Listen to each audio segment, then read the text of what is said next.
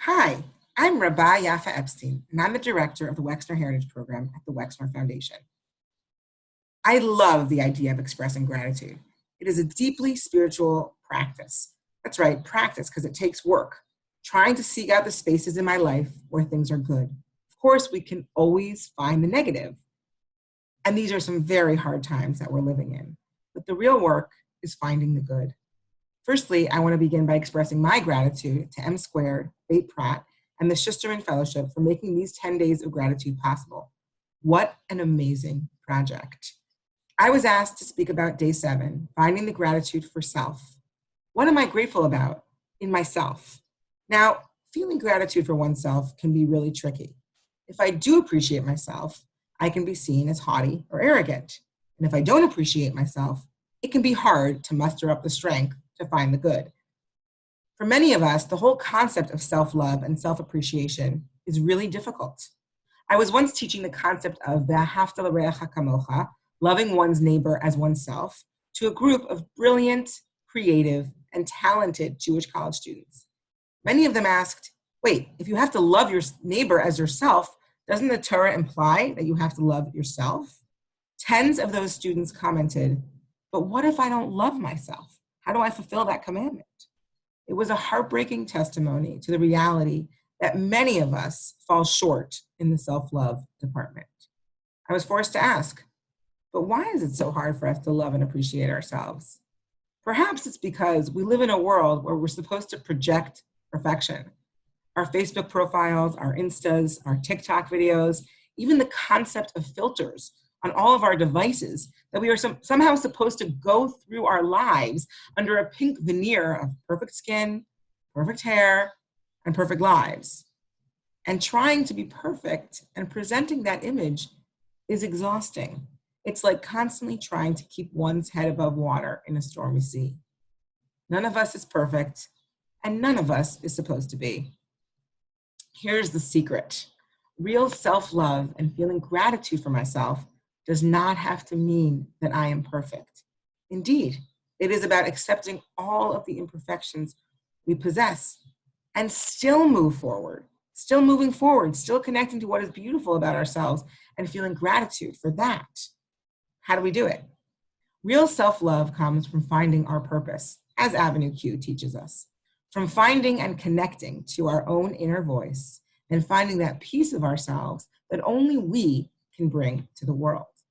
One of the great self-doubters of our tradition was Moses. He constantly asks, why me? If anyone felt and was imperfect, it was Moses. He had a vicious case of the imposter syndrome. And Moses was also the one who taught us that when there is no one else to do a job, when no one else can see what we can see, we have to step up and step into our own unique power. In Exodus chapter 2, we are told that Moses sees a great injustice occurring, where an Egyptian is beating a Hebrew slave. Moses looks around, perhaps hoping to see if anyone else will step up and stop this atrocity. Vayar ki ein ish. He sees that there is no other person to step in, and so he understands that he alone can see the problem, and thus he alone is responsible for the solution.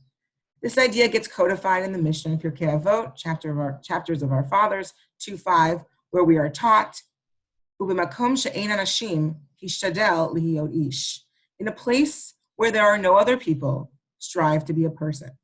Now, I don't think that this Mishnah literally means that there are no people, but there is no one like you.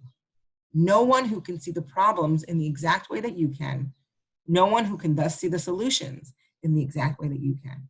And thus no one else who can step into responsibility like you can.